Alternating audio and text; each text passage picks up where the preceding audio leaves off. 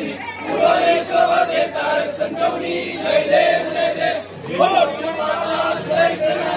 काही समय नाही काही वाद करता पडलो प्रवाही एक भक्ता लागे देतो लागे पावस नाही जय देव जय देव जय विश्वास मोदी भुवनेश्वर दे तारक संजीवनी जय देव प्रसन्न हो शिरगारा जय देव जय विश्वास मोदी भुवनेश्वर दे तारक संजीवनी जय देव जय देव ओ भवानी माता की जय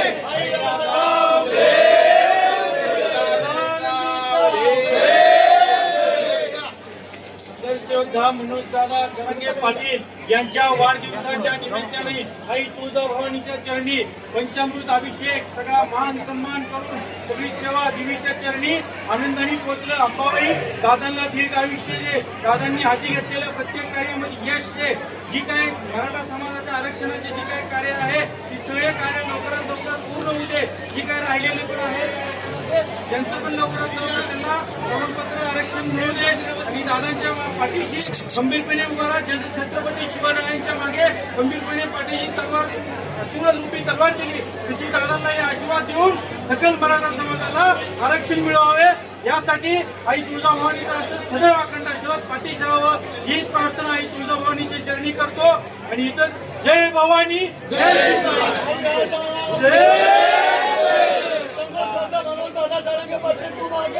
हम तुम्हारे साथ हैं दादा जरांगे पाटील तुम आगे बढ़ो हम तुम्हारे साथ हैं जय शिवराय छत्रपति शिवाजी महाराज की जय हर हर महादेव हर हर महादेव बालाजी भाऊ सगळे उभं राहते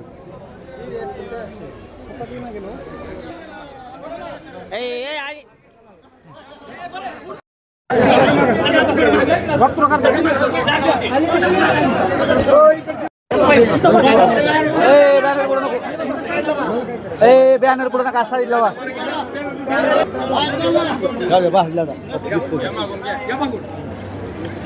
छत्रपति शिवाजी महाराज की मनोज दादा तुम आगे बढ़ो हम तुम्हारे साथ हैं लड़ेंगे जीतेंगे हम सब करेंगे आई राजा सदानंदीचा